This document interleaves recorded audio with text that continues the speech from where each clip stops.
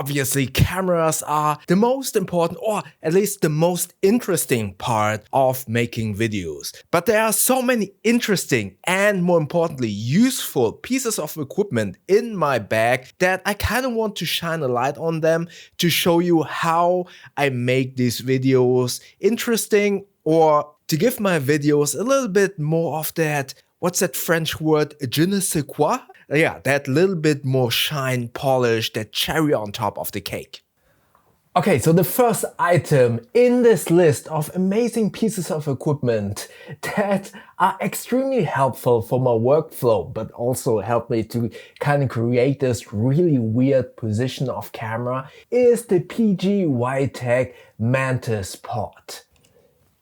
So not only can I position this in this really cool, let's say, creative placement for different angles and shots, but obviously I can also hold it like so in this vlogging mode. And opposed to other tripods, this has this, let's say, natural bend in it, making it much more comfortable to hold in this vlogging mode without kind of having to twist your arms or putting the ball head in a, let's say, in air quotes, unnatural position. So this little bend that is kind of formed like the hand of a mantis, you know, is really cool. Again, making this a very natural position. But obviously it's not only just for weird positions like you've just seen here or in this vlogging position, but also obviously you can utilize it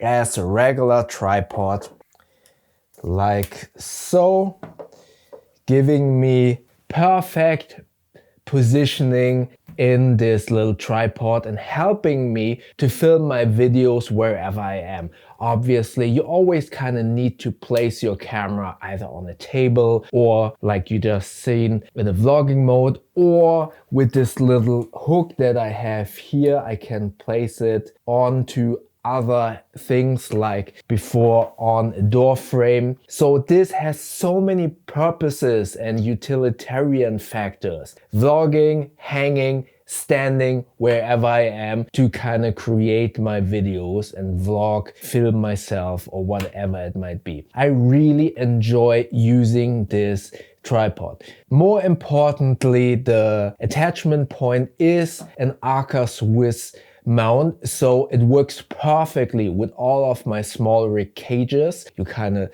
have a little lever and a securing latch here. Plus you also have a cold shoe mount, so you can attach a microphone onto the Mantis pod, to which I will get later in this video, because that is probably my most favorite piece of equipment in this video. The only downside is this is somewhat plasticky feeling. That is definitely something to keep in mind. The benefit of it being made of plastic, it is very lightweight compared to other tripods that are made of metal. I can vlog with this much more longer. Yes, I'm going to the gym, but if you have to carry a camera with a heavy lens, potentially a cage on it, then a microphone, every single gram will add up and kind of weigh on your arm if you have to hold it in the vlogging position.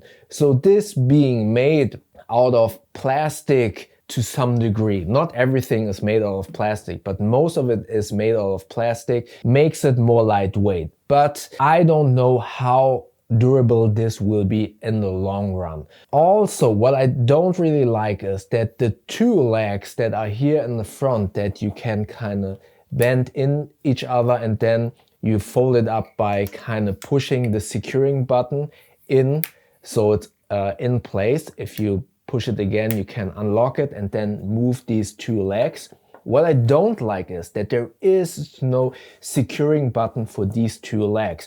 So depending on the weight of your camera, and I want to kind of demonstrate it, let's imagine there's some more weight on it. You see this?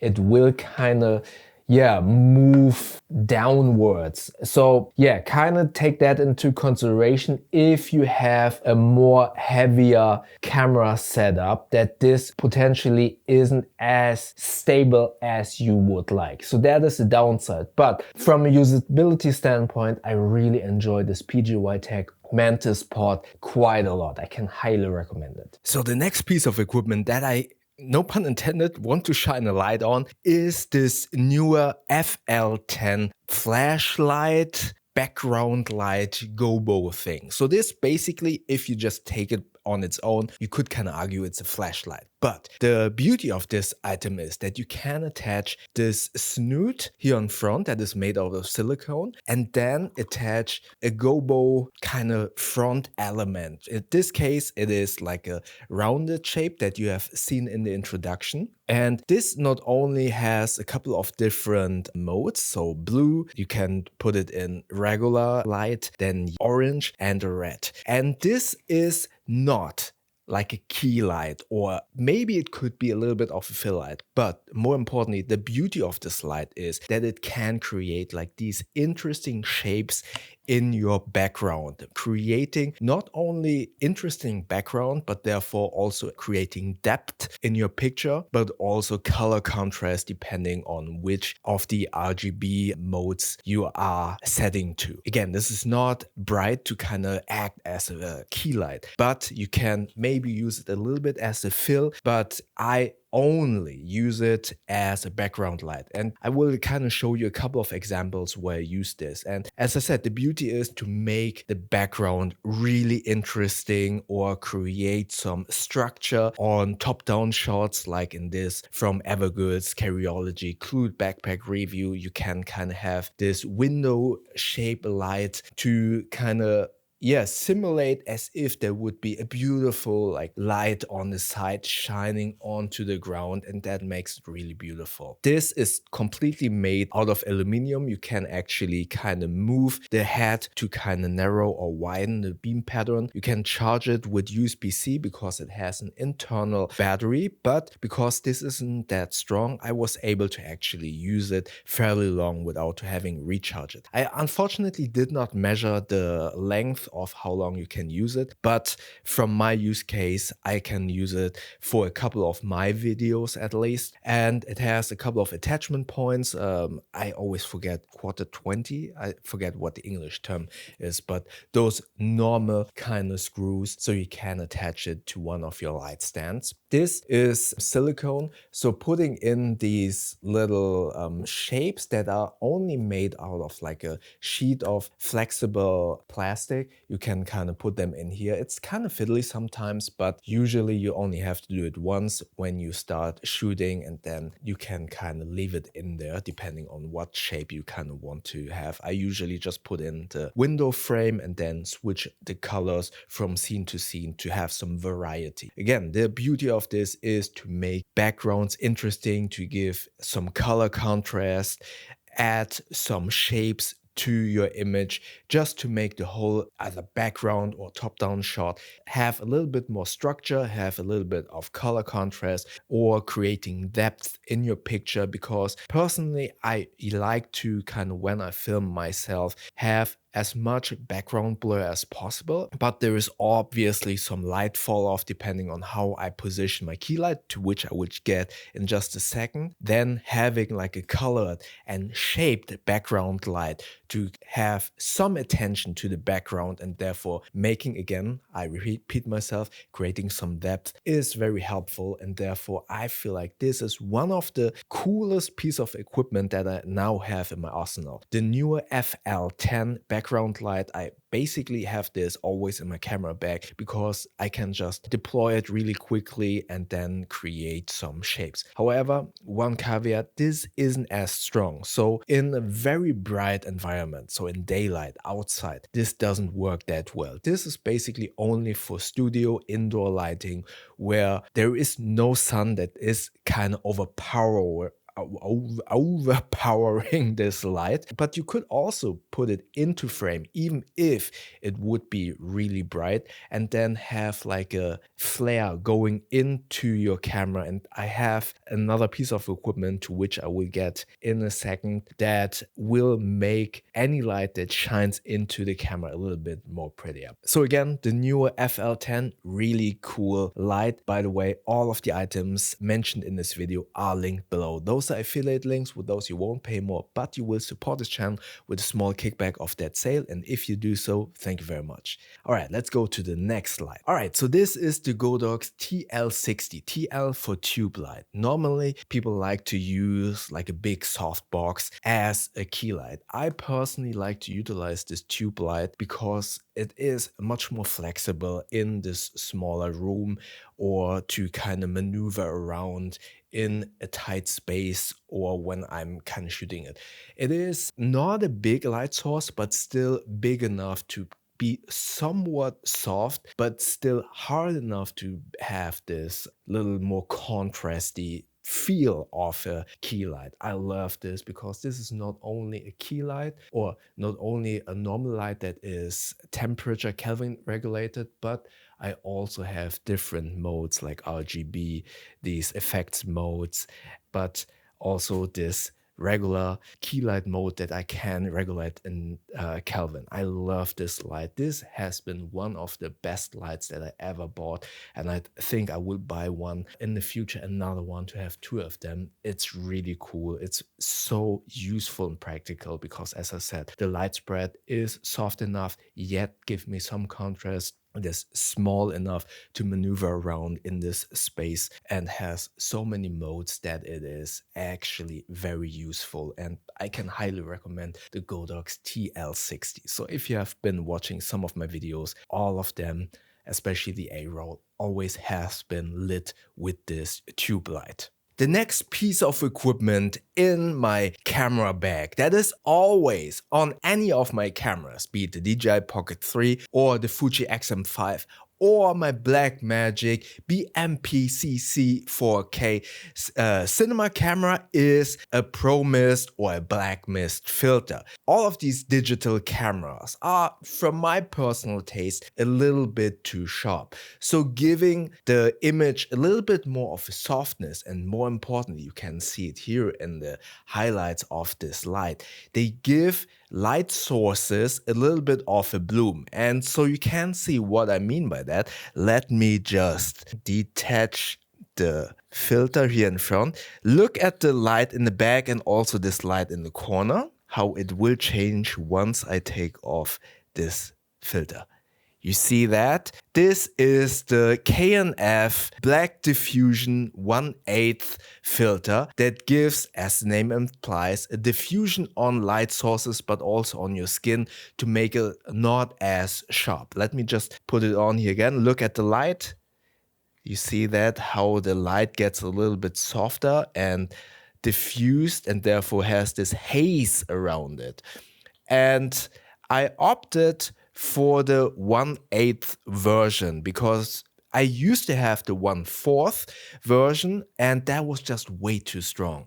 But this 1/8 version is subtle enough, but still noticeable, that I can basically keep this on my camera all of the time. Let me just put it back on again so you can see the filter working in all of its glory. And yeah, you can see this already here in the light and this bloom up here. Some people find it a little bit distracting. Personally, that is why I'm go with the 1/8. It is subtle enough to be pleasant. I really like this glow around the lamps and around light sources, but also it takes away this sharpness, the digital sharpness that you can see either on skin or in the picture overall, especially with the Fuji X-M5. The X-M5 is already a very sharp camera. So that is why I like to put diffusion filters on my camera, and they have been one of the MVPs in my camera backpack, yeah, since like forever.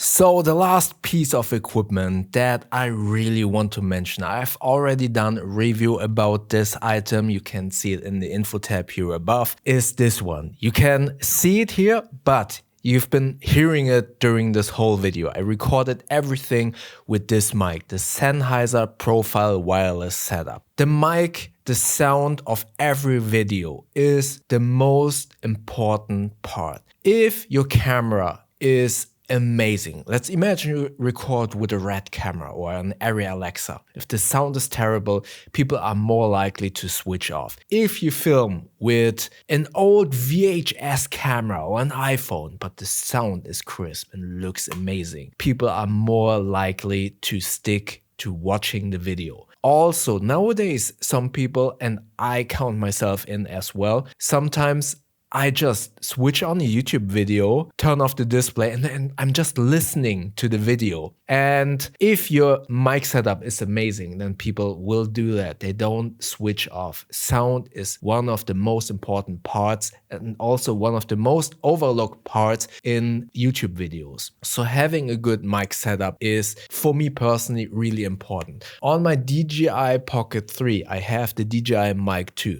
Until the day that I got the Sennheiser profile wireless set, I thought the DJI Mic 2 sounds amazing, but if you've seen some of my vlogs or other videos, you can actually hear the difference between the DJI Mic 2 and the profile wireless set. Both mics are great, but this sounds a little bit clearer and more in the higher notes. What's the English word? Treble? In the treble? The treble is a little bit more pronounced, and I feel like this Sennheiser mic set sounds a little bit warmer, a little bit full-bodied. And that is why I really love this. More importantly, this wireless lav set, and please excuse the noise.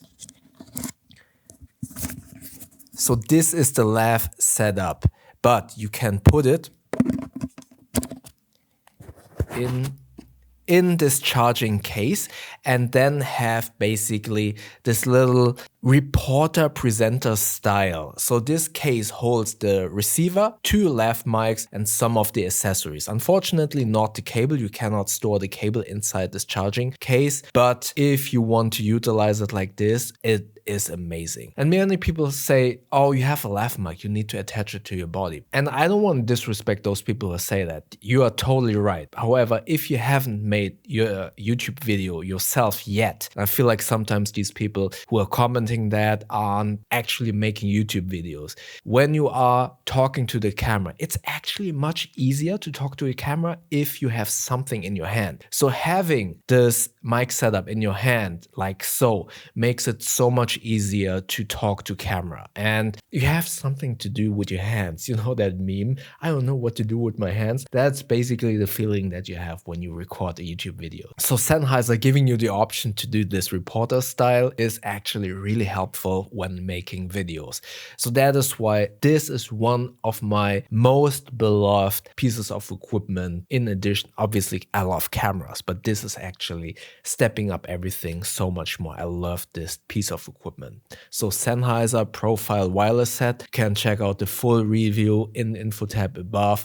Love this, highly recommend.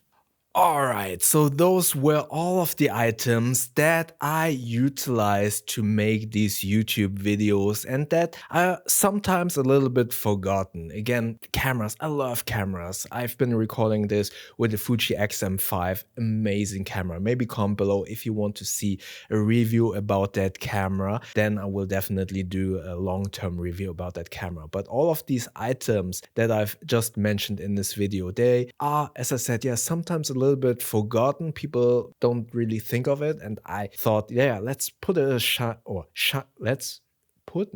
let's shine a light on these small pieces of equipment. And again, I will link all of those items in the description below if you consider getting some of those and you want to support this channel. Yeah, those are affiliate links. With those you won't pay more, but you will support this channel with a small kickback of that sale. If you have any questions about any of these items, also comment below. And if you have any other items and pieces of equipment that sometimes are forgotten, also mention them in the description below. And if you want to see a different camera related video, check out the video somewhere up here. YouTube thinks that you like the video somewhere down here. Don't forget to hype and like. And if you watch to the end, this helps actually a lot. Comment a camera emoji in the comment section below. That way I know that you watched to the end. And also click the subscribe button that is here somewhere above Woody to help me to get to 70,000 subscribers by the end of the year. I see you in the next video. Thank you very much.